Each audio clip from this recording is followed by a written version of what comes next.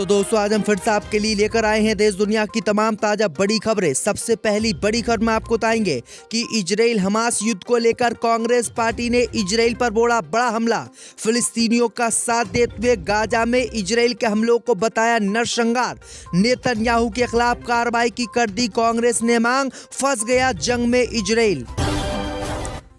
Gaza पट्टी में घुसकर बुरी तरीके से पछता रही है इजराइल की सेना।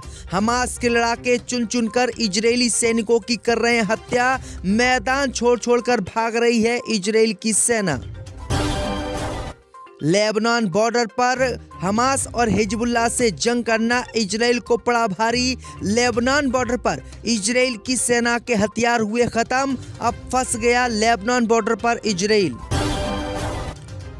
गाजा पट्टी में युद्ध समाप्त होने के बाद गाजा में यहूदियों को बसाने की नेतन्याहू ने कर दी तैयारी, लेकिन मुस्लिम फिलिस्तीनियों ने किया विरोध। कहा गाजा पट्टी में एक भी यहूदी को नहीं बसने देंगे। ममता बनर्जी ने बीजेपी पर लगाया क्रिकेट टीम की जर्सी और मेट्रो स्टेशनों को भगवा करने का आरोप। तो दोस्तों सभी खबरों को आपको एक एक कर बताने वाले हैं। वीडियो को लाइक कर चैनल को सब्सक्राइब कर दें। इसी बीच पर तो दोस्तों अगली खबर की ओर तो इजराइल हमास जंग के बीच फिलिस्तीनियों के समर्थन में फिर से उतरी कांग्रेस पार्टी। कांग्रेस पार्टी ने गाजा में नागरिकों पर हमले को बताया नरसंहार। दोस्तों आपको बता दें कि इजराइल और हमास की जंग में कांग्रेस पार्टी ने एक बार फिर से फिलिस्तीनियों का समर्थन करते हुए इजराइल पर बड़ा हमला बोला है। कांग्रेस पार्टी ने गाजा पट्टी में नागरिकों पर हो रहे इजराइल के हमलों को नरसंहार बताया है और इसकी निंदा करते हुए तत्काल युद्ध रोकने की मांग की है।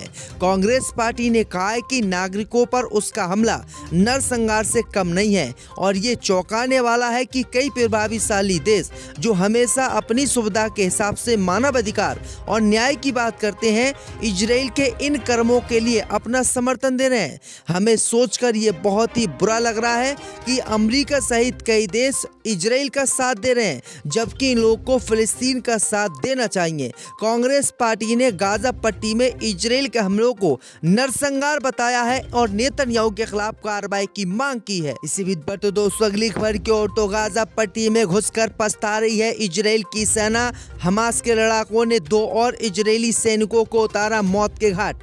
दोस्तों आपको बता दें कि गाजा पट्टी में घुसकर अब इजराइल की सेना पछता रही है, क्योंकि हमास के लड़ाकों से वो मुकाबला नहीं कर पा रही है और हमास के लड़ाके लगातार इजराइल की सेना को धूल चटा रहे हैं। और अब खबर सामने निकल कर आई दोस्तों कि इजराइल की सेना के 2 और जवानों को हमास के लड़ाकों ने अल-शिफा अस्पताल के सामने मौत के घाट उतार दिया है और 2 बंधक भी इसमें मारे गए हैं।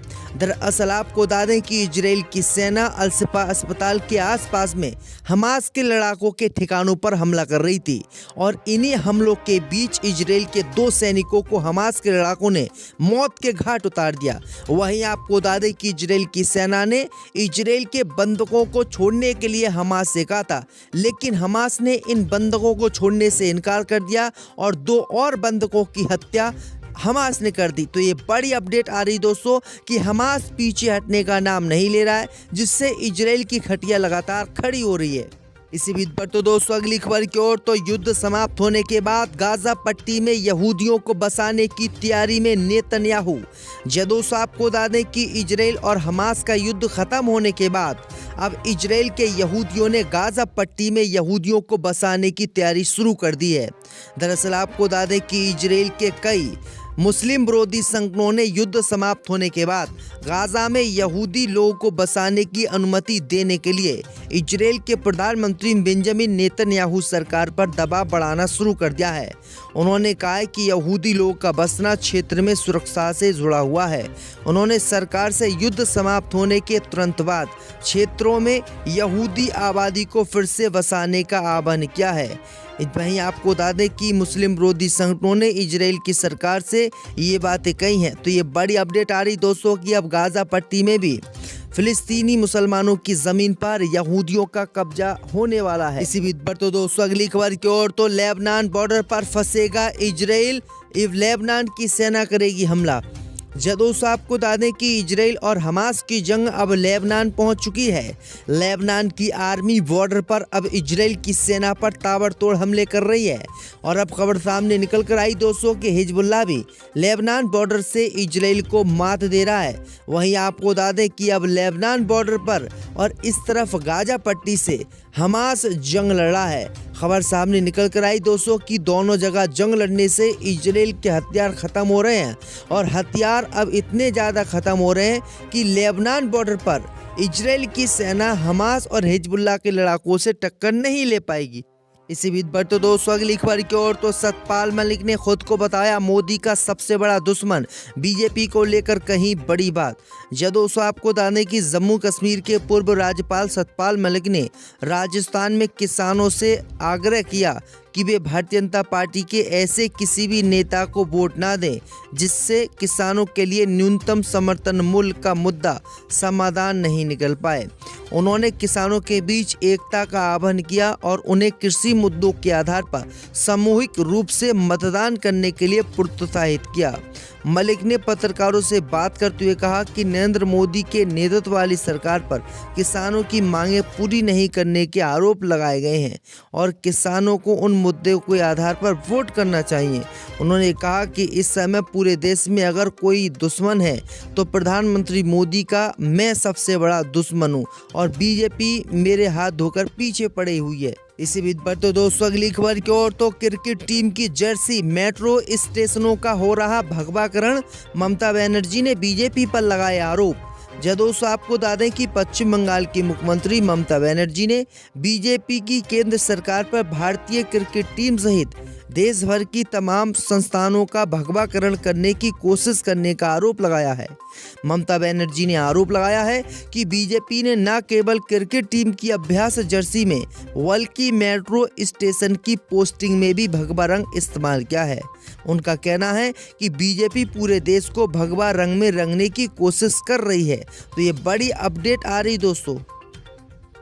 तो दोस्तों अगली खबर की ओर तो इजराइल हमास जंग के बीच अमेरिका की धमकी के बाद बदले इजराइल के सुर। कहा गाजा पट्टी पर नहीं करेंगे हुकूमत। दोस्तों आपको बता दें कि इजराइल और हमास जंग के बीच अमेरिका ने इजराइल को धमकी दी थी कि इजराइल गाजा पट्टी पर कब्जा ना करे और ना ही उस पर हुकूमत करे। ये इजराइल के लिए बहुत बड़ा खतरा होगा। लेकिन आपको बता दें कि इजराइल ने उस समय तो यही कहा था कि वो गाजा पट्टी पर कब्जा करेगा और उसमें शासन करेगा। लेकिन अमेरिका और मुस्लिम देशों की धमकी के बाद इजराइल के सुर बदल गए हैं। दरअसल आपको बता दें कि इजराइल के प्रधानमंत्री नेतन्याहू ने अब इसी मामले को लेकर बड़ा बयान दिया है। उन्होंने जंग में कहा है कि वह गाजा पट्टी पर कार्रवाई तो कर रहे हैं लेकिन गाजा पट्टी पर हुकूमत करने की उनकी कोई मंशा नहीं है और वो गाजा पट्टी पर हुकूमत करेंगे भी नहीं। दरअसल आपको बता दें कि इजराइल की सेना गाजा पट्टी में घुसकर लगातार बेगुनाह फिलिस्तीनियों की हत्या कर रही है जिसका इस्लामिक देश सहित पूरी दुनिया ने विरोध किया और अब नेतन्याहू भी इस मामले को लेकर बचते हुए नजर आ रहे हैं। इसी बीच पर तो दोस्तों अगली खबर की ओर तो गाजा पट्टी पर फौरन हमला रोके इजराइल। फ्रांस के राष्ट्रपति मैक्रोन ने की अपील। दोस्तों आपको बता दें कि फ्रांस के राष्ट्रपति इमैनुअल मैक्रोन ने देर रात इजराइल से गाजा पट्टी पर बमबारी बंद करने की मांग की है। इजराइल के खिलाफ बोलते हुए उन्होंने कहा कि बमबारी से कुछ भी हासिल नहीं होगा क्योंकि बमबारी से आम लोगों की जिंदगियां तबाह हो रही हैं। उन्होंने कहा है कि हम इजराइल के भले ही साथ हों लेकिन हम इजराइल से अब कह रहे हैं कि वो गाजा पट्टी पर बमबारी बंद करे और जो नागरिकों को वहाँ पर नुकसान हो रहा है उसको भी तत्काल ख़त्म करे। तो ये बड़ी अपडेट आई दोस्तों कि फ्रांस जो इस जंग में इजराइल का साथ दे रहा था लेकिन अब उसने इजराइल के खिलाफ भी ये बड़ा बयान दिया है। इसी बीच पर तो दोस्तों अगली खबर की ओर तो रामपुर में आजम खान की यूनिवर्सिटी पर योगी सरकार ने किया कब्जा। दोस्तों आपको बता दें कि सपा नेता आजम खान के जेल जाने के बाद आजम खान के रामपुर पब्लिक स्कूल और सपा कार्यालय को योगी सरकार ने अपने कब्जे में ले लिया है। दरअसल आपको बता दें कि सपा कार्यालय को कब्जे में लेने जा रहे अधिकारियों को सपाइयों ने जमकर रोका और उनका विरोध किया लेकिन विरोध के बाद भी समाजवादी पार्टी की सरकार में जो जमीन आजम खान को स्कूल चलाने के लिए दी गई थी उस ज़मीन पर अब योगी सरकार ने कब्जा कर लिया है और इस ज़मीन को वापस ले लिया है।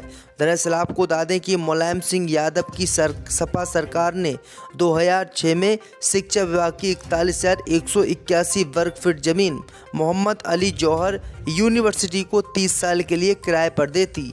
ज़मीन यूनिवर्सिटी के संचालन के लिए दी गई थी, लेकिन आजम खान ने यहां पर समाजवादी पार्टी का कार्यालय बनाया।